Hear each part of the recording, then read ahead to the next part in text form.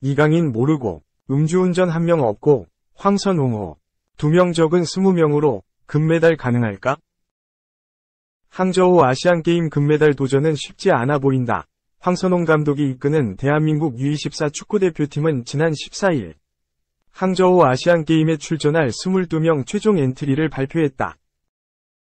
총 22명이 황선홍 감독의 부름을 받았다. 그중 이강인, 22PSG, 과 이상민, 23 성남FC, 이 있었다.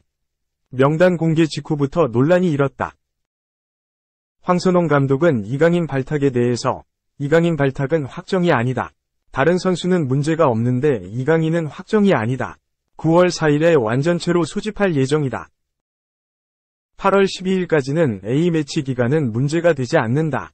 그 이후에 첫 경기를 하기 전까지 6에서 7일 정도를 구단에서 허용하지 않으면 팀으로 갔다가 다시 와야 한다고 말했다. 정리하자면 이강인은 아시안게임에 뛴다는 보장이 없다. 아시안게임은 국제축구연맹에서 지정한 A매치가 아니다. 연령별 대회인 만큼 소속 축구협회와 소속 클럽이 합의를 봐야 해당 선수가 이 대회에 출전할 수 있다. PSG로서는 이강인을 아시안게임에 출전시킬 의무가 없다. 여기에 또 다른 이슈가 터졌다. 수비수 이상민이 축구대표팀 발탁 규정을 어긴 것이다. 이상민은 지난 2020년 5월 K리그 2 충남 아산에서 뛸 때 음주운전에 적발됐다. 그해 8월 5일 도로교통법 위반으로 벌금 500만원 형이 확정됐다. 축구협회 규정의 축구국가대표팀 운영규정 제17조에 따르면 음주운전 등과 관련한 행위로 500만원 이상의 벌금형이 선고되고 그 형이 확정된 지 3년이 지나지 않은 자는 국가대표가 될 수 없다고 명시되어 있다. 따라서 이상민은 아시안게임 대표팀에 뽑힐 수 없다. 최악의 경우 이강인과 이상민이 모두 빠진 채 단 20명으로 아시안게임에 출전해야 한다. 대한축구협회 관계자는 이강인 발탁 여부는 아직 알 수 없다. 이상민이 나간 후 대체 발탁 여부는 대한체육회에 문의했다. 대한체육회는 OCA, 아시아올림픽평의회 위 답변을 기다리고 있다고 설명했다. 어처구니 없는 처사다. 대한축구협회는 18일 해당 선수 이상민은 지난 2020년 5월 음주운전으로 적발돼 그해 8월 5일 도로교통법 위반으로 벌금 500만원의 형이 확정되었다. 그 형이 확정된 지 3년이 지나지 않은 자는 국가대표가 될 수 없다고 축구협회 규정에 명시되어 있다. 따라서 규정상 이 선수는 2023년 8월 4일까지는 국가대표로 선발될 수 없다라고 뒤늦게 밝혔다. 이상민이 음주운전을 했는지 몰랐다고 해도 문제고 알았음에도 뽑았다고 해도 문제다. 대한축구협회가 얼마나 주먹구구식으로 일하는지 알 수 있는 대목이다. 이상민은 본인이 도의적으로 큰 문제를 벌였음에도 불구하고 황선홍 감독이 이끄는 아시안게임 대표팀에 발탁돼 큰 이슈를 받았다. 그 다음 해명 입장문도 큰 파장을 낳았다. 대한축구협회는 해당 선수는 2020년부터 지금까지 K리그 2, 2부 리그 소속으로 뛰며 음주운전으로 프로축구연맹 징계를 받은 사실이 있고 이후 연령별 대표팀에 선발되었다. K리그 1이나 A 대표팀 선수 등과 비교하면 리그 소식도 선수 관련 정보도 상대적으로 외부에 잘 알려지지 않기에 2021년 첫 선발 당시 해당 사실과 연관되어 관련 규정을 제대로 검토하지 못했다고 부가 설명했다. 이 부리그 소속이기에 그만큼 대표팀 발탁 절차가 미비했다는 주장이다. 이 또한 부끄러운 표현이다. 어느 나라 축구협회가 자국 2부 리그 소속 선수를 이처럼 무시한다는 말인가? 1부 리그나 A 대표팀 선수가 아니어서 해당 선수의 이슈를 파악하지 못했다는 걸 공개적으로 알렸다. 행정적 오류를 전 세계에 대놓고 알렸다. 한국 축구대표팀은 아시안게임에서 3연속 금메달에 도전한다. 고 이광종 감독이 이끌던 2014년에는 인천 아시안게임에서 금메달을 획득했다. 2018년에는 김학범 감독이 이끌던 아시안게임 대표팀이 자카르타 팔렘방 아시안게임에서 금메달을 목에 걸었다. 그 다음 차례가 이번 항저우 아시안게임이다. 황선홍호는 닻을 올리기 전부터 온갖 이슈를 끌어안고 항해한다. 대한축구협회의 전폭적인 지원이 있음에도 목표 달성이 어려운 판국의 축구 외적인 이슈로 얼룩졌다. 최악의 경우 22명 중 단 20명만 아시안게임에 출전할 수 있다. 2. 류현진 복귀. 더 이상 증명 필요 무 오른쪽 화살표 트레이드 계획 전면 수정. 코리안 몬스터. 이제 진짜 돌아온다.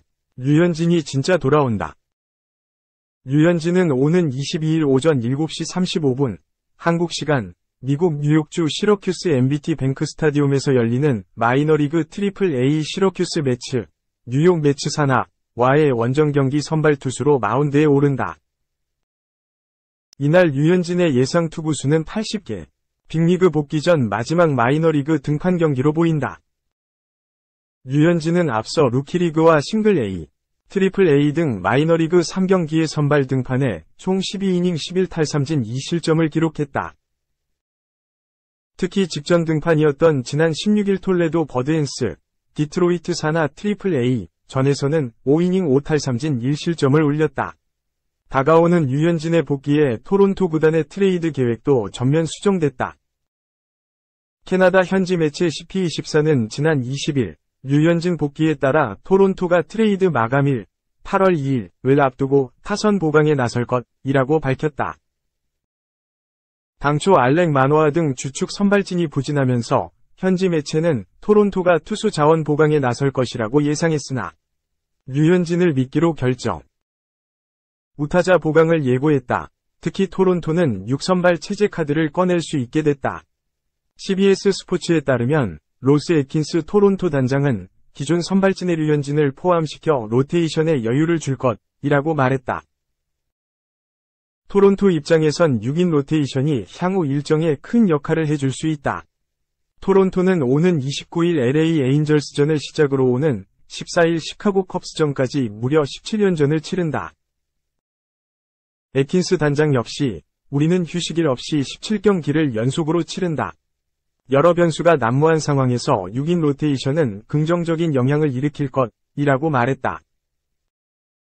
이어 류현진의 복귀에 대해선 마이너리그 등판에서 좋은 모습을 보인다. 복귀까지 그가 더 이상 증명해야 하는 것은 없다. 고 만족감을 나타냈다. 류현진이 곧 돌아온다.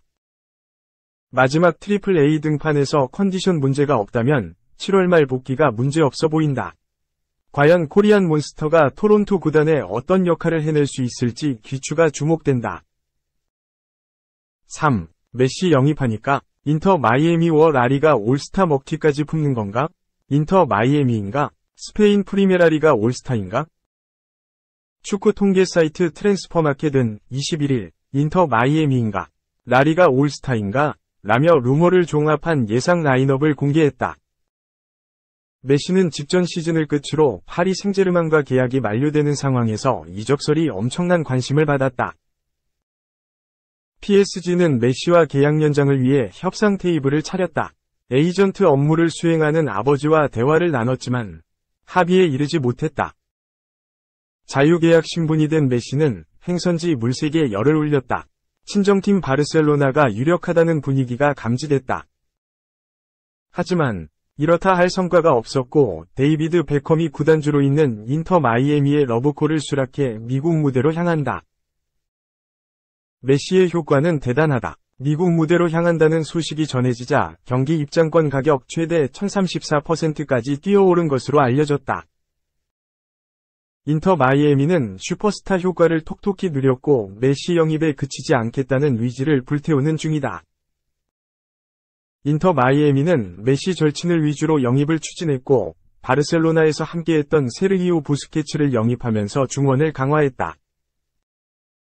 여기서 그치지 않았다. 메시와 바르셀로나에서 한솥밥을 먹었던 호르디 알바까지 영입하면서 측면 수비에 힘이 실릴 예정이다. 이니에스타는 바르셀로나를 떠나 일본 비셀 고베로 이적했다. 최근 관계를 정리한 후 행선지를 물색 중이다. 인터 마이애미는 이니에스타까지 영입을 추진하면서 메시의 바르셀로나 커넥션을 완성하려는 의지를 불태우는 중이다. 인터 마이애미의 슈퍼스타 수집 의지는 레알 마드리드 출신으로 메시와 함께 파리 생제르맹에서 호흡을 맞췄던 세르히오 라모스까지 뻗쳤다. 이와 함께 에당 아자르까지 영입하겠다는 의지를 불태우는 중이다.